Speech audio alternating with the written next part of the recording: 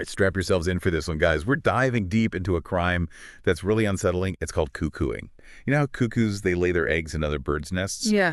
Well, this is kind of like that, but with people, with their homes. It's when someone takes over another person's entire life, their house, their money, their everything. And this time, this cuckooing, it led to a murder in the UK. We're looking at the case of Michael Brierly. Okay. Everyone called him Amos. He was a really kind guy, huge Burnley Football Club fan. That detail might be important later. Sadly, in 2021, Amos was found dead in his home in Nelson, Lancashire. At first, it looked like just a pub brawl that went too far. But as we'll see, the truth is way darker than that. So you've got police reports, forensics, court transcripts. Where do we even begin with all this? Well, the pub brawl idea, it doesn't really add up. The crime scene manager, Gemma Cropper, she spotted some big problems right away. Like, there wasn't enough blood where they found Amos's body. It meant he couldn't have been attacked there. But, and this is where it gets interesting, there was this airborne blood, tiny drops that show a struggle happened inside the house. Hold on, so the blood itself tells a different story. That's incredible. Yeah. But how can they tell it was inside just from blood droplets? That's where bloodstain pattern analysis comes in. You see, when blood flies through the air, it makes these specific patterns. It depends on the force, the direction of the impact, you know. Like reading a story written in bloodstains. Wow. In this case, the analyst, Brian Hignett, he found 164 impact points on Amos's body. 164. That's awful. And the pattern of those stains, it was clear. This wasn't just a random fight. It was targeted, brutal. 164 impact points. That's just horrific. So this wasn't just a fight. Someone wanted to hurt him badly. You mentioned this cuckooing thing earlier. How does that fit into all of this? Cuckooing, it targets the vulnerable, people who are isolated, maybe with disabilities, struggling with addiction, people who might not have others looking out for them, you know?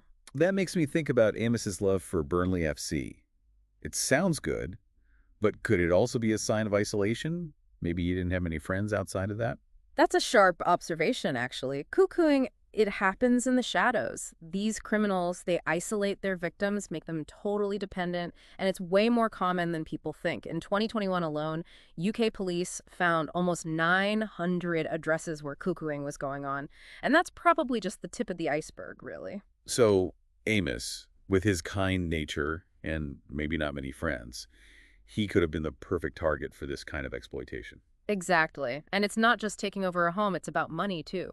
They force their victims into debt, sometimes even drug dealing, turning their lives into a nightmare. Truly awful. So no pub brawl then. And the police are starting to see the real horror of what happened to Amos. What do they do next? They went all out. A full investigation. They called it Operation Flaxen. Over 50 officers working on it, going door to door, looking at every bit of CCTV footage, anything to figure out what happened to Amos. Cases like this, time is critical. Right, that golden hour you hear about. Exactly. The faster they can find evidence, talk to witnesses, the better chance they have to solve the case. There was another thing pushing this investigation forward. The lead detective, Dave Richardson, he actually knew Amos from when he was a local beat cop. Oh, wow. He'd see Amos around town, always in his Burnley shirt. Wow, that must have made him even more determined to find Amos's killer. Did they find any leads in the CCTV footage? They did. They found a suspect, his looks, his aggressive behavior. It all matched what witnesses said. He was seen near Amos's house around the time of the murder, acting suspicious. But even though that put him at the scene, it wasn't enough to prove murder. They needed solid evidence. Okay, so they're getting closer, but they need more. What happened next? Well, this is where forensics comes in big time. They found some clothes discarded near Amos's house. Clothes? Yeah, and when they tested them, they were covered in bloodstains. Oh, no. And guess what? The DNA from those bloodstains matched the suspect they'd seen on CCTV. Wow, that's huge. So they have the DNA, they have the suspect on camera near the scene. Right. But what about the weapon? Did they ever find what was used to attack Amos? This is where things take a really unexpected turn. The forensics team, they're going through Amos's house very carefully, and they notice something strange about his bed. His bed? I don't get it. What does his bed have to do with the murder? Amos, he had a medical bed, right? And the forensics team, they noticed it had been messed with somehow. Parts of the bed frame, they were missing. And then they found those missing bits hidden under the bed. Okay, that's just creepy. What were the missing parts? Could they have been used as a weapon? That's exactly what they were. Pieces of the bed frame, but changed, like someone made them into a weapon on purpose. They rushed those pieces to the lab for testing, of course. Did they find anything? This is the part where I always get nervous. They found blood and tissue on those bed frame pieces. When they analyzed it, you know what? Tell me. It was a match for Amos's DNA. That was the murder weapon. No doubt about it. A brutal attack, up close and personal. It's just horrible to think someone used something like that from his own home to attack him.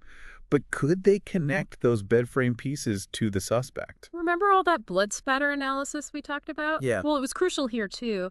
The blood patterns on the suspect's clothes, they matched someone using that modified bed frame to hit Amos. It all fit together perfectly. So they have the DNA, the CCTV, the murder weapon, the blood spatter, all pointing to the suspect. Yeah. Did he finally confess? No, he didn't. Even with all that evidence against him, he kept saying he was innocent the whole time. But the evidence was overwhelming. What happened next? Did it go to trial? It did. The trial started in May 2022. The jury, they talked it over for less than 3 weeks, then they came back with a verdict. And what was the verdict? Guilty. Name Mustafa, found guilty of murder, sentenced to life in prison, minimum 27 years. 27 years, that's a long time. Sounds like justice was served, but it doesn't bring Amos back. It makes me think about something you said earlier, that Amos asked people not to report earlier assaults. Why wouldn't he want help? That's the heartbreaking truth about cuckooing. Victims, they're often trapped, stuck in this cycle of fear and control. They might be scared of what the abuser will do if they tell anyone.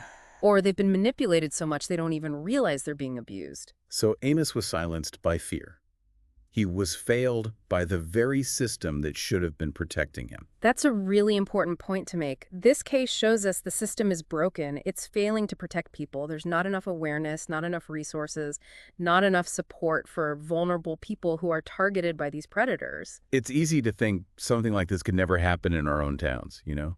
But the truth is, cuckooing is happening everywhere. It can happen to anyone. You're absolutely right. It could be happening to your neighbor, someone you work with, even someone in your own family. And you might not even know it.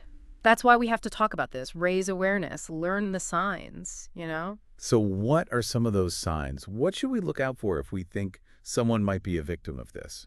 Well, there are a few key things. One is a sudden change in their behavior. If they become withdrawn or secretive, start acting strange, it could be a warning sign. What about their living situation? Any changes there? Absolutely. Watch for anything unusual at their home. Are there unfamiliar people coming and going all the time? More noise complaints? Strange smells? Are they having money problems all of a sudden when they didn't before? These could all be signs that something's not right. So we need to be more aware of what's going on around us. Pay attention to those little signs that someone might be in trouble. Exactly. We have to be more observant, more willing to ask questions, check in on people who might be vulnerable.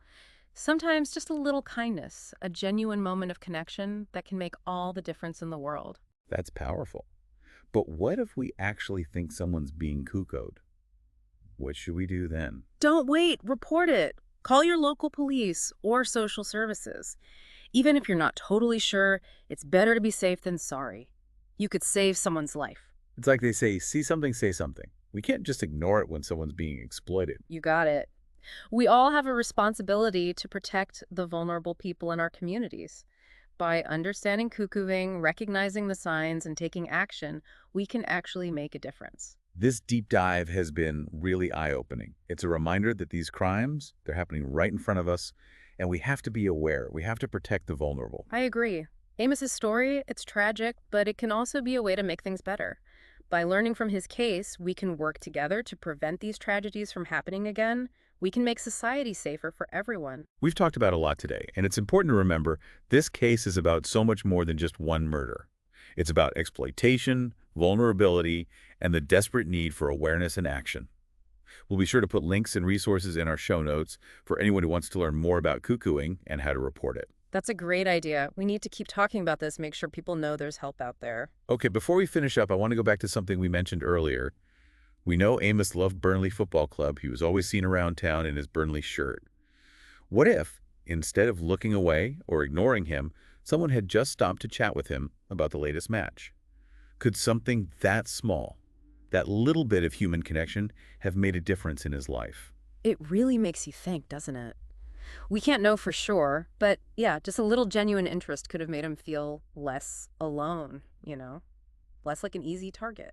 It reminds us we all have the power to make a difference in someone's life, even in small ways. But what really gets to me in this case is the manipulation. How can someone control another person like that? That's the scary part about cuckooing. These perpetrators, they're experts at manipulation. They find your weaknesses, then they use threats, violence, mind games to break you down, make you do what they want. So it's not always some guy just barging in and taking over. It's sneakier than that. Exactly. It starts slow, with little favors, pretending to be your friend. Then the favors become demands, and the friendship is just a way to control you. By the time the victim realizes what's happening, they're trapped, physically and mentally. It's terrifying how many people are out there, suffering silently, feeling like they have nowhere to go. That's why we have to talk about cuckooing. It's a hidden crime. It thrives on secrecy. Victims are often too ashamed, too scared to tell anyone, or they don't even know they're being used. So what can we do? How can we spot the signs and help someone who might be caught in this? It starts with awareness. We need to be watchful, look out for those who are more vulnerable, the elderly, people with disabilities, those struggling with addiction. What are some specific things to look out for? Like we said, any sudden change in behavior, becoming withdrawn, secretive, those are red flags. Also, look at their living situation. Anyone new coming and going at weird hours. Money problems all of a sudden. These could all be signs that something's not right. And if we do suspect someone's a victim of cuckooing, what should we do? Report it, don't wait. Call the police, social services, whoever you need to. Even if you're not 100% sure, it's better to be safe than sorry. You could literally save someone's life. It's like that saying, right? See something, say something. We can't just stand by and watch while someone's being hurt. Exactly. We all have a duty to protect each other, especially those who can't protect themselves. This has been really informative and honestly pretty disturbing. It makes you realize these crimes can happen anywhere, to anyone. That's the truth. And it's up to all of us to be aware, to be vigilant, to do what we can to help. Amos's story is a tragedy, but it could also be a wake-up call. Absolutely. By learning from what happened to him, we can try to stop it from happening again. We can make our community safer for everyone. That's the goal. Well, this has been heavy but important. Thanks for joining us for this deep dive into the world of cuckooing. We'll be back next time with another look into a fascinating and hopefully less disturbing topic. Until then, stay curious, stay informed, and